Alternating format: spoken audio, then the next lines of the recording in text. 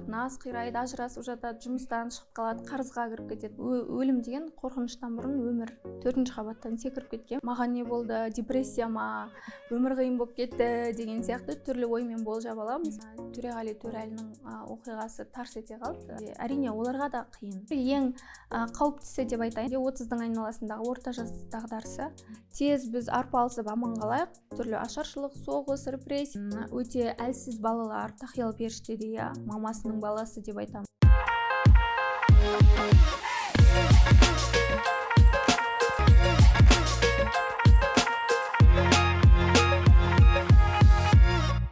Армысыздар көрермен, армысыздар тыңдарман. Біздің бүгін подкасттың бүгінгі қонағы психолог, коуч Эльвира Ерғалина. Қош келдіңіз. Мен жақсы болсам ғана мені жақсы көреді. Психологқа баратын жігіттер, сіздер маған ұнайсыз. Қош көрдім. Сізді көруіме өте қатты қуаныштымын.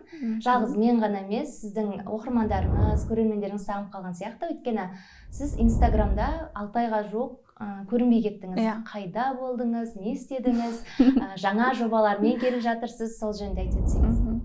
Біріншіден шақырғандарыңызға рахмет, және сіздердің көрерменмен амандасып алайын. Қауышқаныма қуаныштымын. 6 айдан астам болды, негізі үзіліс болды әлеуметтік желілердің барлығынан. Үзіліс дегенде мен негізі тұтынушы болдым, контентті көрдім, қарадым, бірақ өзім контент жасамадым. Былай мүлде жоқ болып телефонды өшіріп кетіп қалдым деген нәрсе емес.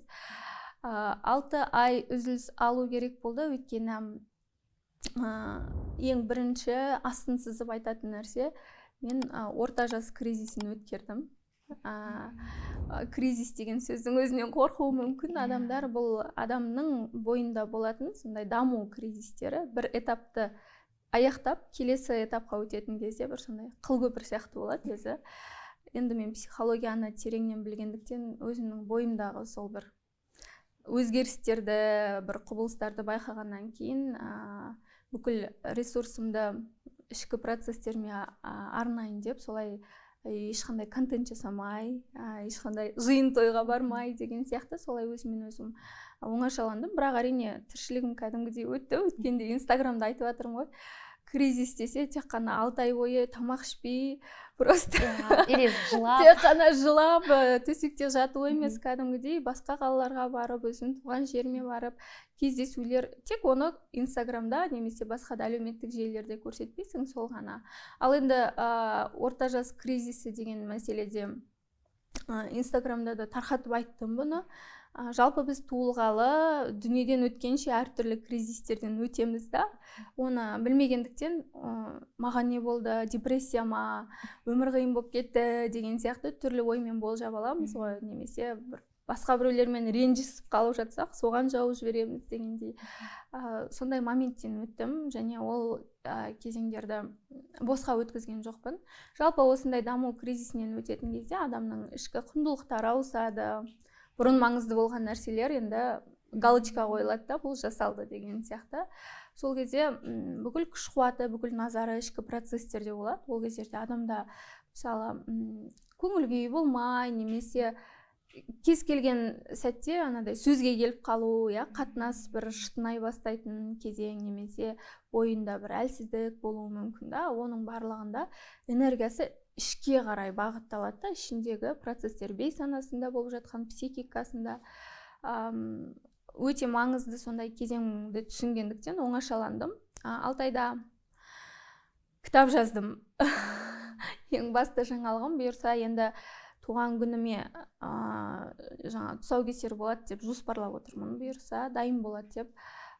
Жалпы күзге қарай. Өйткені күзде адамдар өзі сондай хандырадан өтеді, көңіл күйі құбылады. Ауа райының өзі сондай бір кезеңнен екінші кезеңге өткен кезде тіпті сыртқы өзгеріс болғанда байқасақ, біз эмоциялық тұрғыдан да құбыламыз, көңіл күй болмай, жатқымыз келіп, жаздан күзге өткенде, сосын біз бейімделеміз, ары қарай өмірімізді сүріп кетеміз. Сол сияқты кезең ғой бұл да. Жастық шақтан ересек өмірге өту деген сияқты, жаңағы даму кризисі деген. Оның белгілі бір жасы бола ма, мысалға 30-ға дейін немесе 30 мен 40-тың арасында деген сияқты? Өткенде Инстаграмда негізі кризис деген кезде менің келдім ғой. Иә. Келдім 6 айдан кейін. Негізі осы үзілісте жатқанда оқырмандарым көп іздеді. Рахмет, менің аудиторияма іздейді, өте приятно деп айтамыз ғой. Іздейтін адамдар бар, өмірде орның бар екені жалпы. Іздеді. Біреулер жазды, бір оқырмандарым, менде осылай үзілістер болып тұрады өзі бір 3-4 жылда. Өз сондай ауысатын кезеңдерде мерзімімді білем, басында түсінбейтін едім, қазір енді білем ғой оны. Сонда жазады оқырмандарым, сізді білем ғой, осылай үзіліске кетесіз да бомба бір нәрсемен келесіз деп. Мен айтам, мен ештеңе жармай-ақ қояйыншы, мен ештеңе істемеймін, менен күтпеңіздер деген сияқты ой болды ішімде. Бұрындары мен ерекшеленіп назар аударуым керек деген сияқты сондай ой болатын ғой менде, өйткені үнемі сондай үзілістерден кейін менде ішкі нелерім ауысқаннан кейін келесі деңгейге өткенде менде шынымен де мынандай сатылап бір жаңалықтар болады екен да, шығармашылық жағынан. Әртүрлі салада, мысалы бірден телевидение, түнгі студияға шығып кету, тарс ете қалу, одан кейін көшіп кету Түркияға, сосын бір басқа мәселелермен келу деген сияқты үнемі менде сондай рывоктар болады екен. Былай плавно кету деген жоқ та менде. Жалпы менің табиғатым сол екен, менің ішкі процестерім солай жүреді. Бірақ енді осы жол мен ештеңені жармаймын. Менен бомба да күтпеңіздер, пақылдақ та күтпеңіздер. Бірақ уәдеңізде тұрмай жатсыз ба? Солай мен өзіме әу баста уәде бергем. Менің процесім кітап болды, өйткені кітапты мен 10 жылдан астам шығар жазғым келеді, аудиториям да білет, уже менің ол неме үйреніп қалғанда. Қашан жазатынымды білмеймін, бірақ бір күн жазам деп жүретінмін. Осы жолы өте маңызды болды мен үшін, ол да сол өзіме сырттан анализ жасау, талдау жасау сияқты бүкіл жол, өткен өмір жолыңды. Және оны күзге деп отырғаным, ол жай ғана кітап емес, ол кәдімгідей терапия болады. Оны оқыған адамдар өзіне, жан дүниесіне керек емді ала алады деп ойлаймын. Енді Алла қаласа, оны шыққан кезде айтам. Бұл жай ғана менің өмірім бұрын мынадай болғам, қазір мынадай болдым деген сипаттау емес, кәдімгі терапия болатын. Бірақ енді ештеңені жармаймын деп келгенмен болып қалды ғой, байқамай жарып қойдым. Сол ғой, адам іздеймін деп, оқырмандарыңыз кімді іздеп жатырсыз деп өздерін ұсынып, солай бір қалай айтса бір жұмбақ бірдеңке болды да, бәріміз күтіп отырдық. Интрига болды. Интрига болды. Не болар екен деп. Сол адам іздеймін жобаңыз жайында айтып өтіңізші. Тағы да бір қосымша жобаларыңыз бар екен, иә, осының төңірегінде. Негізі жалпы адамда осылай психологиялық процесстер өткен кезде, кризистер өткен кезде, егер оны сау түрде өткізе алса, өзі оңашаланып, сыртты қиратпай, кей адамдар сырттың бәрін қират тастайды ғой. Қатынас қирайды, ажырасып жатады, жұмыстан шығып қалады, қарызға кіріп кетеді, сыртқа назар аудара береді, ол жаққа энергия жетпей жатыр, бүкіл процесс іште болады. Егер соны дұрыс өткізе алса, маманмен жұмыс істесе, енді мен терапия бар, психологиялық өзімнің тәсілдерім бар, оның барлығын өзіме қолданам ғой. Сау түрде өткізетін болса, адам өзінің бойындағы энергиясын, шығармашылық энергиясын, күш қуатын, идеясы барлығын көбейтіп алады да, бонуспен шығады, былай айтқанда. Анадай сияқты ғой, үйдегі артық заттардың бәрін шығарып тастап, ремонт жасап, дизайнерлік ремонтты жасап, жөндеп, барлығын басқа бір деңгейге, өзіңнің қалауындағы деңгейге өту сияқты. Менде де солай энергия әрине босап шықты, одан кейін оны бір жаққа жіберу керек қоянды мен. Сол моментте бір айдан астам уақыт қой, 2 айдай болып қалды деймін, Төреғали Төрәлінің оқиғасы тарс ете қалды, құқық қорғау қызметкерлерімен болған оқиғасы. Енді үтіктің ішінен де шықты ғой, кәдімгідей ол туралы қай жерде ашасың, барлық жақта бар. Сосын комментарийларды оқыдым, халықтың реакциясын оқыдым. Және сол болған оқиға маған өте қызық болды, өйткені көпшілікте болған сұрақ менде де болды. Неге осы жігіттің басында бір нәрсе қайталана береді? Ол жай емес қой демек. Осы биыл жылдың басында ғана бір түсірілім алаңында бір жас жігітпен оқиға болды ғой. Сосын туған жылын қарасам, шамамен ол да осындай орта жас кризисін өткізіп жатқан кезең екен, 30-дан асқан. сосын деп маған қызық болды. Өйткені мен өзімнің бүкіл немді кітап жазған кезде жалпы саралап үтір нүктесіне дейін әр детальды көргем ғой. Сол қабілет менде Төреғалидың сұхбаттарын көре бастадым. Маған қызық болды. Ол кезде әлі интернетке, әлеуметтік желілерге шықпағам.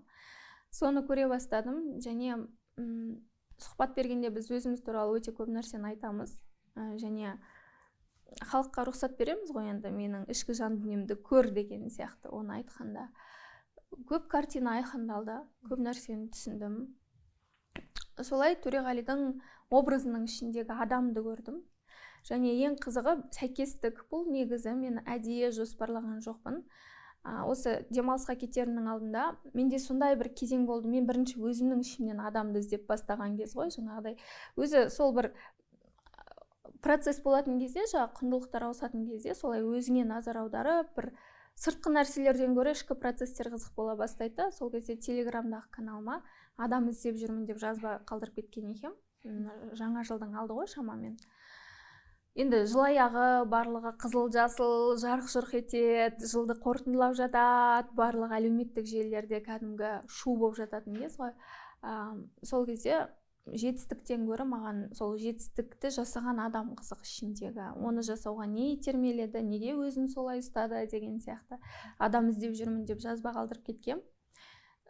Төрештің оқиғасының артындағы адамды көрген кезде маған идея келді. Мен де осыны өткердім, енді мен ашық айтып жүрмін ғой, парақшамда да өзімді талдап, бір үзінділермен көрсетуге тырысам. Және осындай жоба жасасам деген, ютубқа шықсам деген ой болатын. 21 жылдары бір жоспарлап қойғам. Сонымен Төреғалидың адам іздеймін деген жобамның алғашқы кейіпкері Төреғали Төреәлі болды. Төреғалида дәл қазір не болып жатыр? Агрессия шығады, ашулы болады. Ұнамай ма? Шығып кетіңіз ба? Осындай психологиялық талдау жасалды. Оның жеке басына өту емес, ешқандай диагноз қою емес, ешқандай балағаттау, даттау, жақтау ештеңе жоқ. Тек қана өз рұқсатымен берген сұхбаттары, ешқандай авторлық құқық бұзылған жоқ. Сол жерлерден ақпараттарды алу арқылы тек талдау, тек болжау. Менде және бірнеше рет ескертем, бұл 100% ақиқат емес, тек мен көрген көрініс ғана, картина ғана деп. Адам іздеймін солай дүниеге келді, және елдің алдында жүрген түрлі танымал адамдар бар ғой, тек әншілер ғана емес, жалпы көп қой, блогерлер болсын, саясаткерлер болсын. Сол кісілердің осылай өзінің өз рұқсатымен берген ақпараттарына сүйеніп, образдың ішінен адамды іздесем деген ой болды. Өз біліміме, тәжірибеме сүйену арқылы. Десе де, әлеуметтік желіде біз бір жерді ғана көреміз ғой. Олар үнемі жылтырақ көйлекке тағына күшті болып жүреді да, халықтың алдында қошеметке, идеал, қол жетпейтін, және бірден құлайды. Құлағанда да өте терең шұңқырға құлайды да. Әртүрлі нелерде. Әрине, оларға да қиын. Оны өткеріп жатқан, оның туыстарына, отбасына да қиын. Және осы аралықта өте көп деңгейлер өтетінін біз білмейміз. Биік пен шұңқырдың арасында, оны біз көрмегендіктен ойымызға да келмейді. Және бірден құлау көбіне өте көп оқыған пікір бұл ақша болғасын құтырды. Танымалдылықты көтере алмады, бұл елдің баласымын деп, ойына келген істеді. Ойына келген істеп жүр деген сияқты. Яғни адамның ішіндегі болатын процестерден бөлек ақша келіп құртады, атақ келіп құртады, өзгенің сый құрметі адамды бұзады деген сияқты. Сондай бір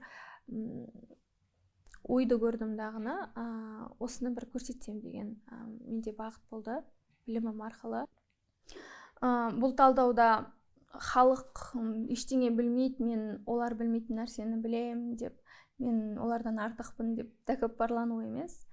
Бар болғаны жеткізгім келгені, біздің өміріміздегі мәселелерде де тек ақша емес. Көп адам ойлайды, мен ақшам жоқ болған соң өмірім осындай болып қалды деген сияқты, немесе қатынас дұрыс болмай жатыр деген сияқты.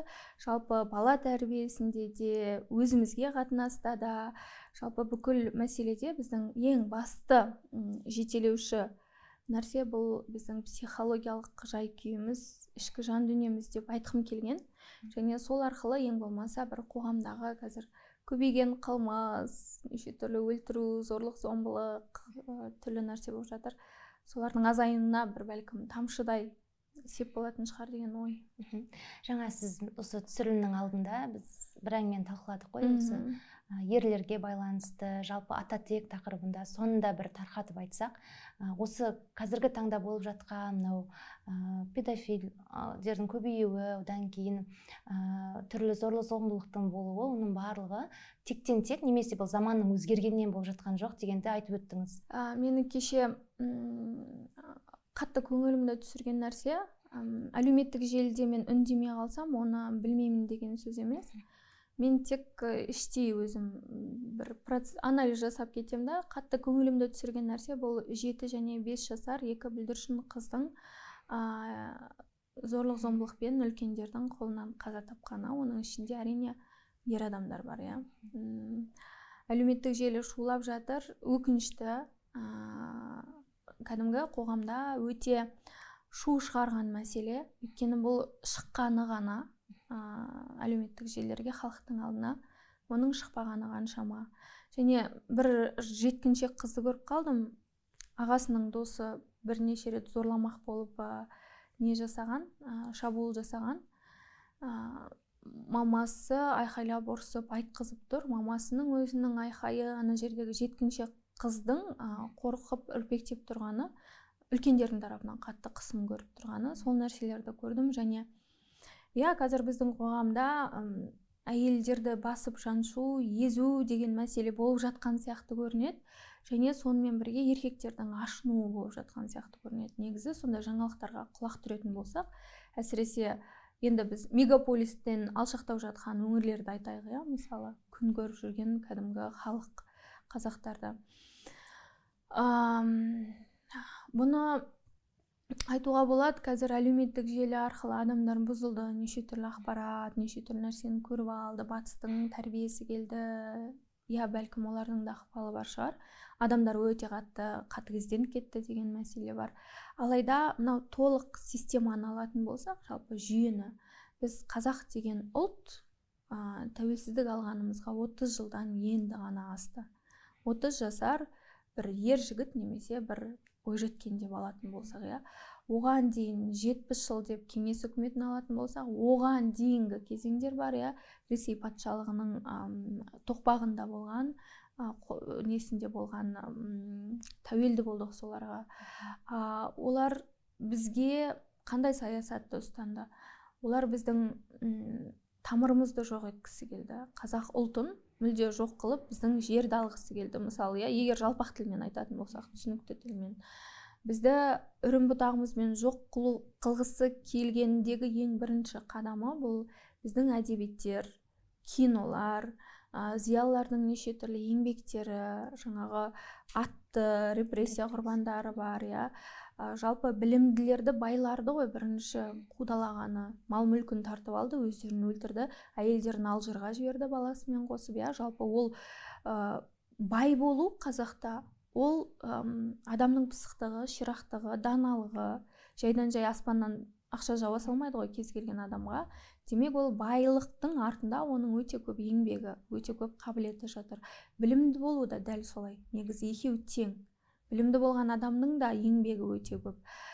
Бірінші қол салғаны осы кеңес үкіметінде әрине сол байларды, білімділерді құртты, өйткені халықты бастап тұрған сол еді ғой. Кезінде байлар өзінің әулетіндегі, өзінің тегіндегі кедейлерді жұмыспен қамтыған. Мысалы, олар жұмыссыздық деген болмаған, жетімін жылатпаған, жесірін қаңғытып жібермеген еді. Қазақ өзі солай берік еді, мықты ел еді. Соны келіп түрлі жақтан түрлі тәсілмен кеңес үкіметі қиратты, әсіресе әйелдерін айдап жіберіп балаларын қудалау деген моменттерде. Және кеңес үкіметіне дейін қазақ білімсіз болды дегенге мен келіспеймін. Өте білімді болған, керісінше, өйткені психологияны оқыған сайын мен көзім жете береді. Бір сөзбен ғана жеткізген қазақтар. Тек осы кеңес үкіметі бүкіл түп тамырымызбен сол ақпараттарды, мәдениетімізді басқаша жеткізді. Және кеңес үкіметі кезінде түсірілген кинолар бізге алкоголь бар, темекі бар, өте әлсіз балалар, тақиялы періштеде, мамасының баласы деп айтамыз, түрлі мүлде біздің мәдениетімізден бөлек ресурстарды, картиналарды бізге көрсету арқылы программалады, былай айтқанда. Және кеңес үкіметінің ең басты қаруы еркектерді әлсіз, әйелдерді күшті қылу деп ойлаймын. Бұл бір оның саясаты. Неге? Өйткені құндылық жоғалады, жалпы хаос болады. Ол бір. Екінші, бізде ер азаматтар өте көп өмірден өтті, соғысқа барды, ашаршылық кездері бар, түрлі жағдайлар өтті бізден, және репрессия құрбандары болды. Шынымен де біздің әжелеріміз, апа әжелеріміз мықты болуға тура келді. Ер азаматы да өзі, ұлы да өзі, күйеуі де өзі, әкесі де өзі, бауыр да өзі болуға тура келді. Және ол біздің ұжымдық бейсанамызда қалып қойды. Біздің генде бар ол нәрсе. Гендік кодқа айналып кетті. Одан кейін тәуелсіздік алған жылдары, 90-шы жылдар бар. Ала дорбаны асынып алып әйелдер шықты. 2000-шы жылдар бар. Мынау кеңес үкіметінен кейін тәуелсіздік екі жүйенің бір-бірінен ауысатын кезеңдерінде де әйелдер мықты болуға тура келді. Өйткені ол сол қалып қойды. Ер азаматтарды ең болмаса ұлт жалғасыншы деген әжелеріміздің жанашырлығы, махаббаты ұрпағына деген сол болды дағыны. Бірақ дәл қазіргіге келген кезде дәуір өзгерді ғой. Ол кездегідей, шынымен де ол кезде ата-бабаларымыз, әжелеріміз тірі қалды. Бірақ қазір тірі қалып, бір соғыстың ортасында жүрген жоқпыз, арпалыстың ортасында жүрген жоқпыз. Дәуір жайлы өмір сүретін дәуір, бәрі мүмкін. Жұмыс істесең, бәрін таба аласың, жете аласың. Тек адамдар сол баяғы выживание деп айтамыз ғой, тірі қалу деген әдетпен қалып қойды да, өмір сүре алмай жатыр. Және соғысатын жауды біз жоқ қой, бізде жау жоқ, біз айналамыздан іздеп таба бастаймыз. Сонымен ер мен әйелдің соғысы, бұл бейсаналық процестерде жүретін. Және ер адамдар бунтпен көтеріліп жатыр деп ойлаймын. Ашынуы, агрессиясы, оянуы бәлкім. Әрине ол сау емес жолмен. Болып жатқан ашыну, жаңағы агрессия, қарсыласу, бұл сау емес жолмен. Егер менің әріптестерім енді барынша жұмыс істеп жатыр, психолог мамандар, түрлі ақпарат беру арқылы, терапиялық қандай да бір көмек беретін болса, бәлкім адам өлімінсіз, зорлық-зомбылықсыз бір өзгеруге болады. Өйткені біздің санамыз өзгеріп жатыр қазір. Дәл сол кезең болып жатыр. Ата-әжелеріміз тірі қалды, тірі қалу үшін авиарежим деп айтамыз ғой, кәдімгі. Просто сезімдердің бәрін тығып тастау керек, сезімді сезінетін уақыт жоқ. Тез біз арпалысып аман қалайық. Түрлі ашаршылық, соғыс, репрессия, тағы көптеген тоқыраулар болды. Енді қазір барлығы жақсы деген кезде бүкіл нәрсе шығып жатыр да. Және әйелдердің бойындағы нәрселер де шығып жатыр. Қайғы, мұң, қасірет, неше түрлі шер, қорқыныш, жылап сықтау, бәрі шығып жатыр. Дәл қазір оны шығаруға көмектескен бізде осы уақытқа дейін артистер болды. Музыканың көмегімен. Байқасаңыз, бір кездері өте қайғылы әндер болды, бір хит болған. Бір кездері Шаншар, Бауыржан шоу, тамаша, бір күлуге болатын себебі деген сияқты болды. Бір кездері той әндері бірінен кейін бірі деген сияқты. Яғни бұл мәдениеттің өзде адамдардың бойындағы бір сезімдерінің, эмоцияларының шығуына көмектесті. Ендігі кезек, мен ойлаймын, менің әріптестерімде психолог мамандарда деп ойлаймын.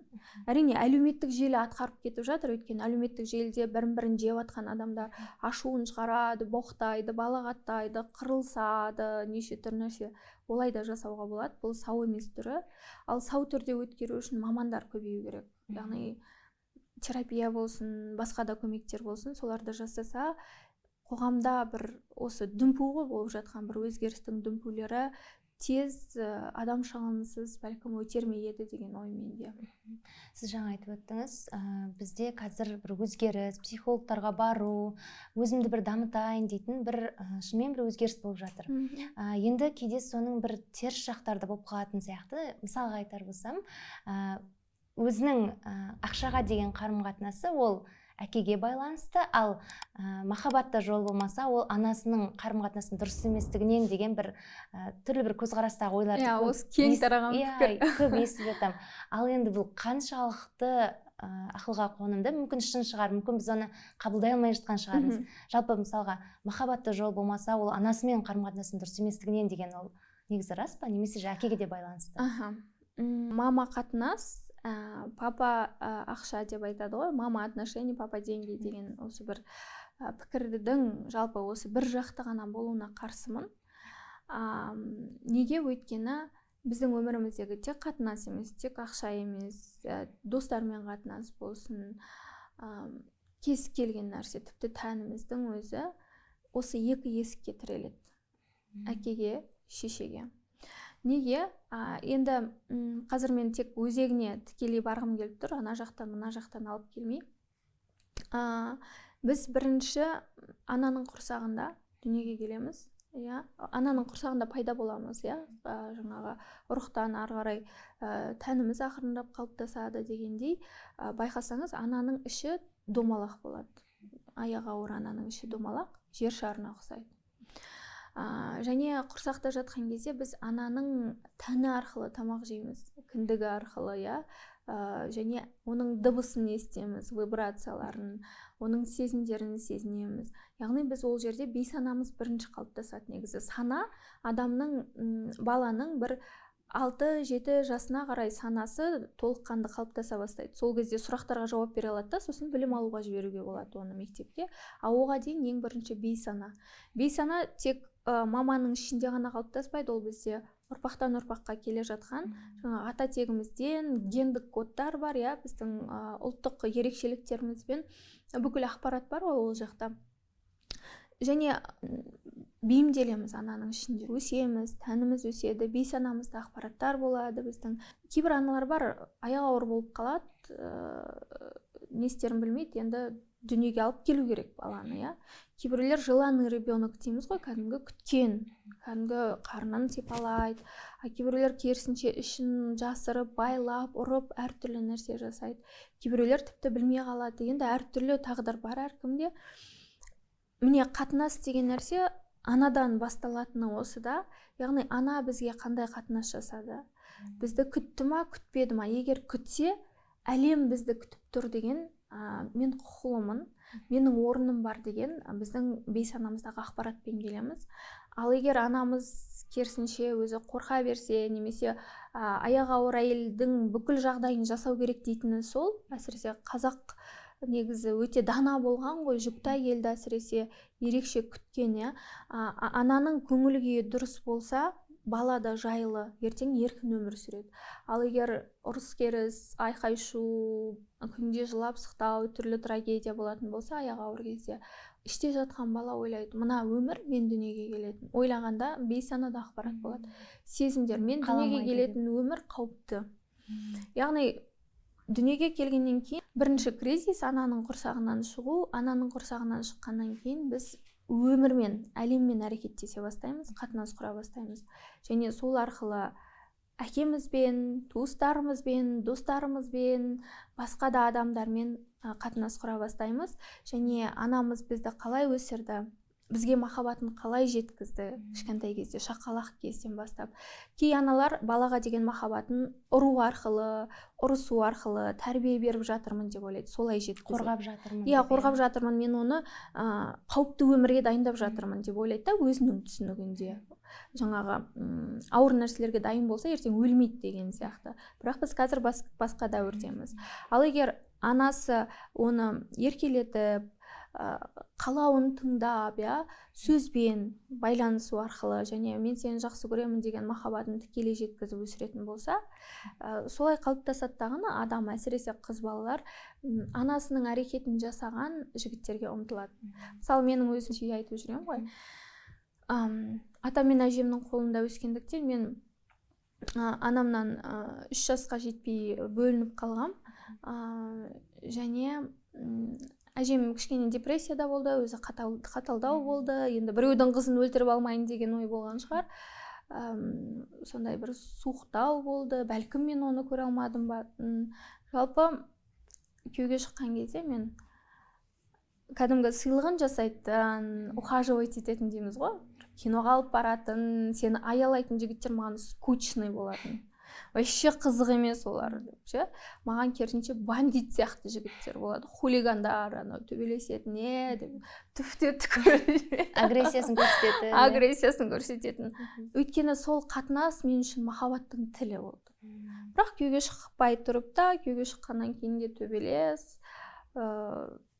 артынан ажырасу, мысалы сондай дүние орын алады. Яғни бұл маманы кінәлау емес, сол қатынасты біз танимыз.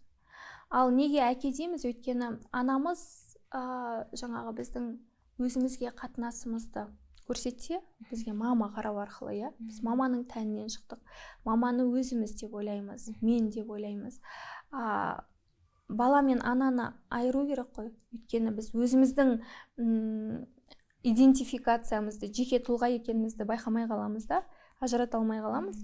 Сезімдерімізді, өзіміздің бөлек адам екенімізді ажырата алмай қалғандықтан, екеуміздің арамыз, бала мен ананың арасына түсетін бұл әке. Екеуін ажырататын, өміріндегі бірінші бөтен адам деп алайықшы, тырнақшаның ішінде, өйткені ананың тәнінен басқа. Және ол әке далаға алып шығады, әке бізді еркелетсе, тәндік байланыс болатын болса, қоғам, басқа адамдар маған қауіпті емес.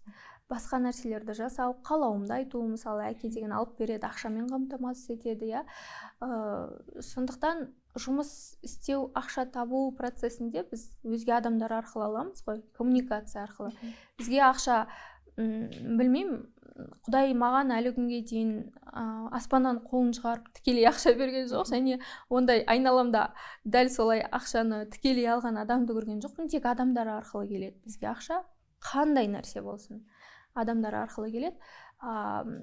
Әке ақша дейтіні бәлкім ол сол адамдармен араласу, өзгелермен араласу, және сата алу, айырбастай алу, сөйлесе алу деген сияқты мәселе. Жалпы әке, шеше өміріміздің бүкіл саласына әсер етеді. Бүкіл, тек ақша емес, тек қатынас емес, бүкіл. Тән болсын, кез келген нәрсеге. Өміріңіз бір екіге бөлінген сияқты бір бөлік бар шығар, өз-өзіңізге қол жұмсағанға дейінгі және одан кейінгі деген. Жалпы бұл процеске, бұл суицидке не әсер етті және одан кейінгі өміріңіз қалай өзгерді? Мен өз суицидпен ассоциацияланамын. Біз негізі өлімнен қорқамыз. Өлім деген мен үшін ол өмірмен бірдей да. Егер өмір болмаса, өлім болмайды. Өмірге келмеген адам өлмейді. Сондықтан мен үшін өлім деген қорқыныштан бұрын өмір екеуі тең сияқты, синоним сияқты. Суицид деген бәлкім ол да өмір деген шығар. Менің өмір сүруге талпынғаным шығар. 2011 жылы, қазір уже 12 жылдан асып кетті. 12 жылдан асты. 4-ші қабаттан секіріп кеткем, өлем болды деген ниетпен тірі қалдым. Шүкір деймін.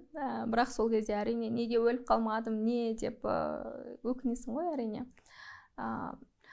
Оған бір ғана себеп алып келмейді.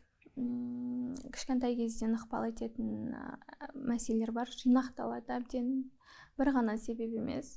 Көп біз мән бере бермейтін, түсінбейтін, әсіресе бәрі болды ғой, не керек саған деген сияқты ойда болады ғой кей адамдарда. Адамның ішкі жан дүниесіндегі жиналған түрлі қабаттар, соның барлығы қосылып келіп, бір күні бомба жарылғандай кәдімгі тәуекелге алып кетеді, өзің тәуекел етесің. Ол да үлкен жауапкершілік негізі былай қарасаң. Өлем деп айтатындар бар, бірақ оны шынымен жасайтындар бар, жасамайтындар бар. Жай манипуляция ретінде қолданатындар бар, және үндемей жүріп жасайтындар бар. Менде осы үндемей жүріп жасау деген вариант болды, манипуляция ретінде қолданудан бұрын. Өйткені менде шынымен кеткім келді, неге көтере алмай кетесің. Айтып жатырмын ғой, бізде әлеуметтік желілерде адамдар сезімдерін, агрессиясын шығарып жатыр деп, ол кезде әлеуметтік желі, интернет деген енді келіп жатқан, ондай қылып қолдана алмаймыз, немесе қасыңдағы бір адамға барып шығара алмайсың агрессияңды, иә,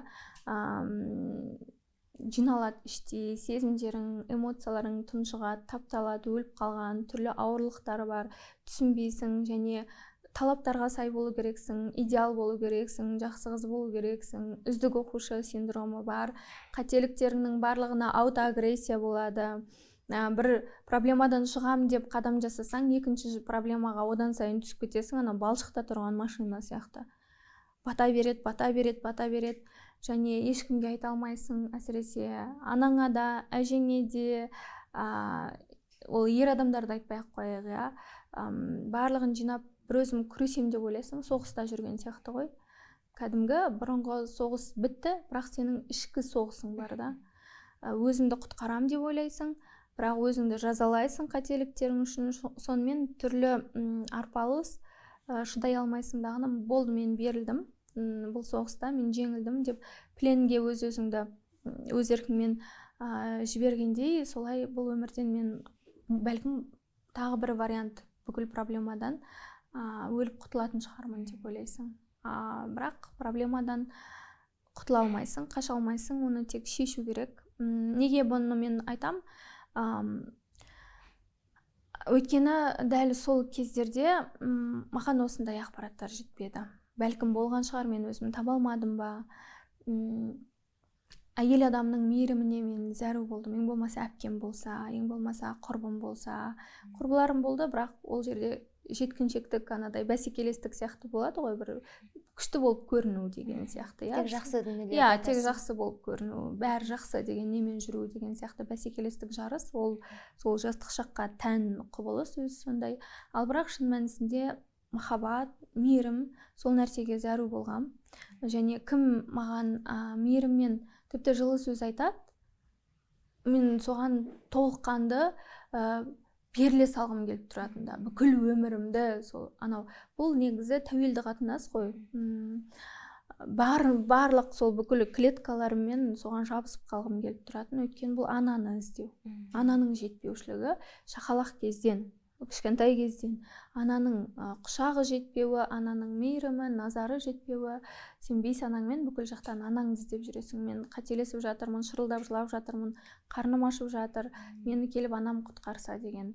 Және бір әрекеттерді жасауға тырысқаныңмен балшыққа бата бересің. Сондай болды. Сол фигура жетпегендіктен енді бізде қызға да ұлға да қойылатын талап өте көп қой негізі. Жұрттың баласы бар, біздің бәсекелесіміз ең басты.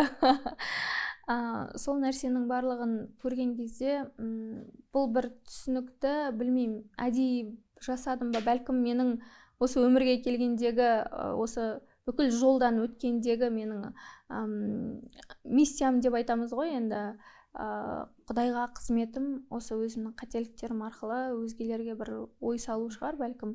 Соны айтып бастадым, солай жетістіктер де айтылады, әлеуметтік желіде көріп жүреді адамдар, бірақ ең бастысы сол өмірдегі мәселелер, ол сіз жаман болғаннан емес, оның жан-жақта неше түрлі себебі бар. Сіз барынша шешуге тырысып жатырсыз, бірақ күшіңіз жетпей жатыр, басқа да себептерін тауып көріңіз деген бір месседжді айтқым келеді. Өткенде көшеде кетіп бара жатып, мен бір қызды көрдім, жылап отыр екен, бірақ қасында досы бар. Сол кезде айтып жатқаны, мен ешкімге керек емеспін деп, тағы да бір нәрселер айтты, бірақ есімде жоқ. Сонда біз адамдар негізі біреуге өзімізді керек қылғымыз келіп тұратын сияқты да. Жаңағы сіздің ситуацияңызда да сіз өзіңізді біреуге керек емеспін деген бір ой болды ма, әлде бұл ішкі бір арпалыстан болған нәрсе ма? Әрине, біреуге керек емеспін, ешкім мені жақсы көрмейді, мен керісінше барлығына жаман жасап жатырмын. Жаңағы өзінің туыстарының, әулетіңнің, отбасыңның абыройын төгіп жатырмын, мен кінәлімін, мен болмағанда басқаша болатын еді. Ол ойдың барлығы болады, бүкіл нәрсе. түбі қайдан шыққанын білмейсің, бірақ бір оқиғаларды өзің құрастырып аласың. Анау маған бүйтіп айтты, мынаны жасағанда былай қарап қалды, бүйтіп істеді ғой деген жақсылықпен жасаған нәрсенің өзін сен өзің бұрып аласың да. Ол қыздың мен ешкімге керек емеспін деуінде енді әртүрлі жағдай болады. Бір ғана сөзге қарап біз не шығара алмаймыз, қорытынды әртүрлі болады. Тіпті толық отбасында, мысалы менің өскен отбасымда, әжем мен атамның отбасында жағдай жақсы болды. Ауылдағы ең дәулетті ауқатты отбасылардың бірі болды. Барлық нәрсе болды. Ол жердегі материалдық дүние жағы емес, маған жетпегені именно психика жағынан мейірім, сезім, эмоция, жылу, махаббат, сол нәрсе кәдімгі адами. Мен адам іздеймін деп жүрген, туылғаннан адам іздеген болып тұрмын ғой. Яғни сондай адами қасиеттер, кәдімгі біз көзбен көріп қолмен ұстай алмайтын.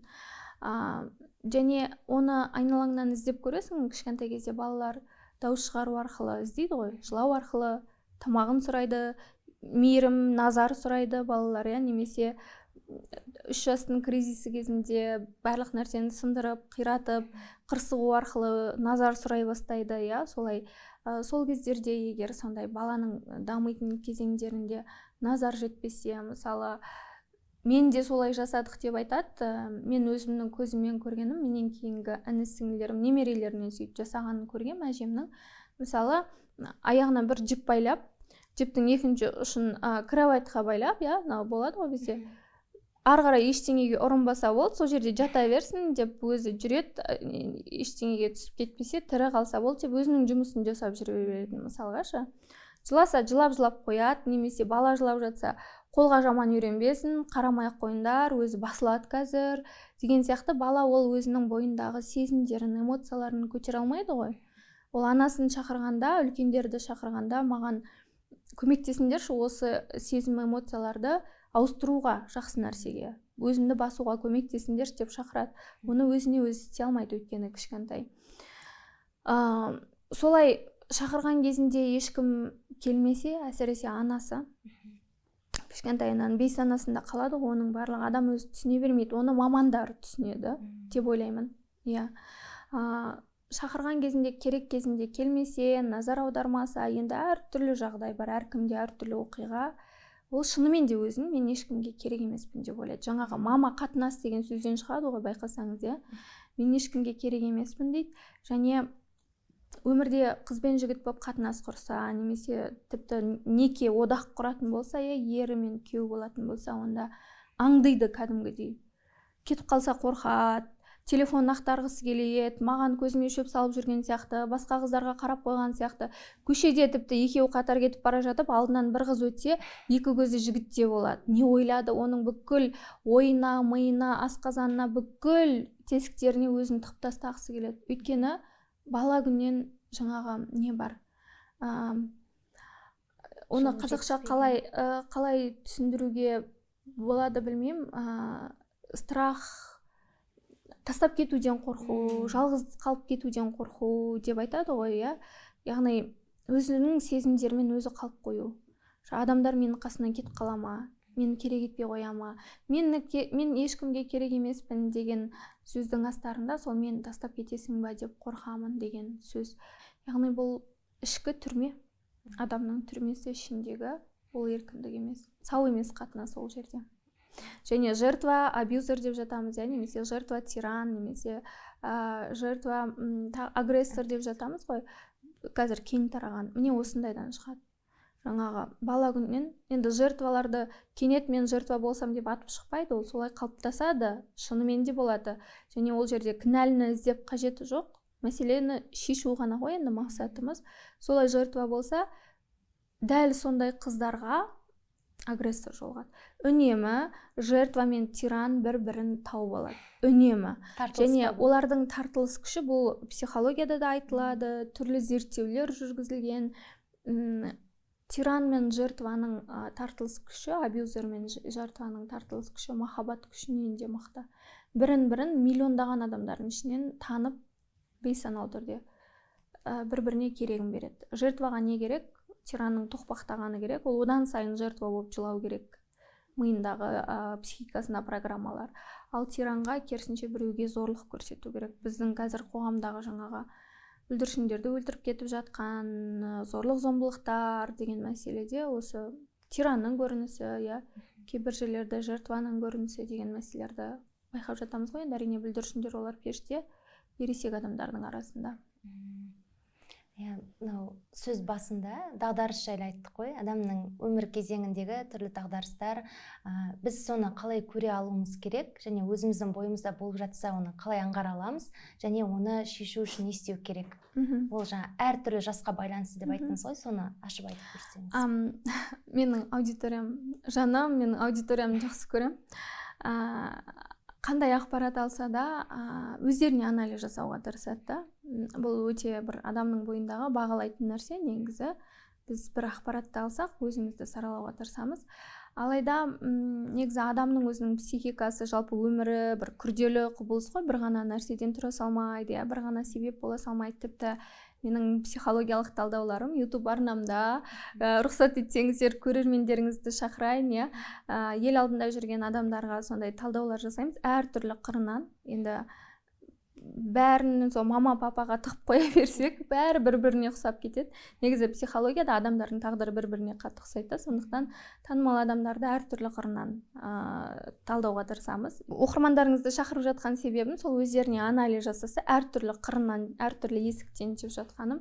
Менің аудиториямда солай кез келген ақпарат шықса, өзіне анализ жасайды да.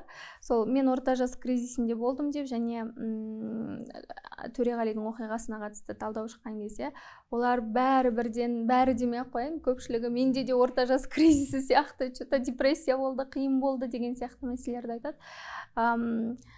Бірінші қалай байқау керек, ол туралы негізі кітаптар бар, әсіресе психолог ғалымдардың жазғандары бар. Енді ол қиын тілде болуы мүмкін, олар енді мамандарға арналған. Инстаграмда парақшама жаздым, яғни жалпы сондай стандарттар бар ғой, мысалы циклдар деп айтамыз ба, қалай. Біз жаздан кейін күз келетініне дайындаламыз. Және күз кезінде күн суитынын, қыста қалың киіну керек екенін білеміз, біз білмей жарайды деп, егер жеңіл киіммен шығып кетсек, жеңіл көйлекпен біз ауырып қаламыз мысалы, сол сияқты адамның да өтетін циклдары болады. Жаңа жастары психикасының дамып жатқан кездегі тәнінде болатын жеткіншек кез бар, жеткіншектен кейін жастық шақ болады, жастық шақтан кейін орта жас, ересек кезең, және 30 жастан кейін бітіп қалмайды, ары қарай да жалғасады, 45, 50, 65, 60-65 деген сияқты жалғасады. Сондықтан бұл туралы бірінші шамамен белгілері қандай болатынын, қай уақыттарда кездесетін ақпарат білген дұрыс деп ойлаймын да. Ол біліп алып күдіктену емес, бір нәрсені байқап жатсаң түсінесің. Ол адам құтырып кеткен жоқ, жаман болып кеткен жоқ, ішінде бір процестер болып жатыр, керісінше қолдау керек деген сияқты. Ол белгілерді мен енді әр кезеңде әртүрлі белгі болады, сондықтан ашық айта алмаймын. Ең ұзақ болып кетейін деп тұр, ең қауіптісі деп айтайын, тырнақшаның ішінде 30-дың айналасындағы орта жас дағдарысы.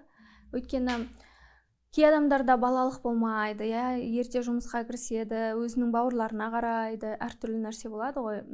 Балалық шақтағы кезеңдерден өте алмайды, немесе сахнаға шығып кетеді кейбір балалар кішкентайынан. Сол кезеңдерден дұрыс өте алмай, оған уақыты болмай, әсіресе сыртпен жүре беру, тек сыртта жүре беру оңашаланбай, сол да сенің ішкі процестеріңнен алып кетеді. 30 жастың айналасында сол қарыз кредитін өтей бастайды, кішкентай кездегі нәрселердің барлығы атып шыға бастайды, өзіңде түсінбей қаласың, басқара алмай қаласың ішінде болып жатқан процестерді. Ол кезде маман көмектеседі. Жалпы кез келген ішкі процестерде маманға жүгінген жақсы, әрине білікті, сенімді маман болса. Өйткені адам өзіне өзі операция жасай алмайтыны сияқты, соқыршекті өзі алып тастай алмайтыны сияқты, қате диагноз қойып, соқыршекке бауырдың дәрісін ішіп қою мүмкін, керісінше зиян болып кетуі мүмкін деген сияқты. Енді маман ең болмаса хат жолдау арқылы диагностика деген сияқты сондай процестерден өте дұрыс болады деп ойлаймын. Қазақтың бір ғана сөзі бар: 30-да орда бұзбаған, 40-та қамал алмайды деп. Орда деген біз енді ақ орда, алтын орда деген хан отыратын, сондай билер отыратын бір еңселі үлкен біздің президент отыратын ақ үй сияқты деп ойлаймыз ғой. Алайда орда ол жерде алтын ақ орда деп айтып тұрған жоқ, орданың өзі бұл үлкен салтанатты киіз үй, несі көлемі шаршы метр үлкен деген сияқты, иә. Демек ол қара шаңырақ сияқты, кәдімгі отбасының бірнеше мүшесі өмір сүретін үй. Яғни сенің өскен үйің, балалықтан сол жерде өстің, әке шешеңнің тәрбиесі бар, көрген нәрселерің бар. Орданы бұзу деген сенің балалықтан қалыптасқан нәрселеріңнің барлығын сіңіріп болғаннан кейін ол ордадан шығу. Бұл жерде сепарация туралы айтып тұр. Ата-анадан ажырау, яғни бөлек шығып кету емес, енші алу емес, психоэмоционалды тұрғыдан бөлекпін. Және 13-те отау иесі деп айтатын бар, иә. Ол 13 жасында үйлендірген деген сөз емес, уже 13 жаста психологияда, 13 жастың айналасында жеткіншек кезең келеді, гормондар қалыптасады, жыныс мүшелері дамиды, уже қыздарға, жігіттерге көз сала бастайды. Ендігісі ол басқа адам. Сенің балаң емес, ол уже ересек адам деген мағынаны білдіреді. Яғни бөлек отаудың иесі, сен оған сыйластықпен, құрметпен қара деген сияқты. Ал 30-да орда бұзу бұл сепарация туралы айтып тұр. Сенің әке шешеңнен ажырауың керек. Сен енді бала емессің, сен ересексің. Орта жас кризисінен өту деген сияқты мағына ғой. Яғни балалығыңды таста, жастық шақтағы мәселелерді таста, сен орданы бұздың, ол жақтан шықтың. Қасыңда енді сенің тірек болып тұратын, бүкіл нәрседен қорғайтын әке шешең жоқ. Сен өзіңе өзің тірек болу керексің. Ал 40-та қамал алу деген, қамал бұл қорғаныш, биік болады, және ол біздікі болмайды. Ол біреудікі болады, иә, қамал алу. Көбіне біз қамалдарды биік, анау бұрын тарихи фильмдерде көреміз ғой, өте биік нәрселер. Ал енді қамалды бәлкім ел ағасы болу деп айтуға болады. Қамал ол да, өйткені әр адамның өзінің қалыптасқан түсінігі бар, соны өзгерту, я өзіңе қарату, әсіресе ер адамдарға қатысты ел ағасы болу. Және үлкен мақсаттар, ол да қамал, өйткені ол алыста, биікте тұратын нәрсе. Сол сияқты лауазым болсын, бизнес болсын, қазір көп нәрсеге салуға болады. Қамал дегенді биік, алыста тұрған нәрселер.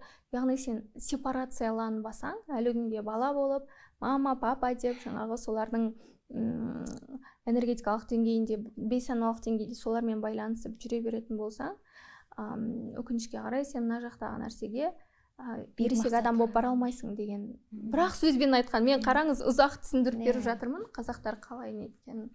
Жалпы бүгінгі әңгімеңіз расымен адамның өзінің өмірін бір саралауға, өзінде мүмкін дәл осы кезде бір көрермендеріміздің арасында да сіз айтқан дүниелер болып жатқан шығар, яғни өзінің дағдарыста екенін білмей қалуы мүмкін. Бір соны бір ойлап, қорытуға бір әсерін тигізеді, бүгінгі подкаст бір пайдасын тигізеді деген үміттемін. Сөздің бір қорытындысы ретінде бір өзіңіз сөйлеп жүрсеңіз, соңғы сөзді. Иә. Білмеймін, мен көп сөйлеп кеткен сияқтымын. Түсінікті жеткізуге тырыстым деп ойлаймын. Енді барынша қарапайым тілге аударып, тіпті психиканың жай-күйін жеткізу қиын да, сезімдерді айта алмаймыз, оны біз сипаттай да алмаймыз. Ақын жазушылардың өзі жеткізе алмай түрлі реңк беріп жатады ғой. Сондықтан елдің алдында жүрген адамдар, жаңа сіздің сұрағыңыз болған еді, иә, елдің алдында жүрген адамдар, біз өте жақсы танимыз, олардың отбасын, бәрін білеміз ғой, әлеуметтік желіден көреміз, журналистер шығарып жатады, барлығын қызық көріп танимыз.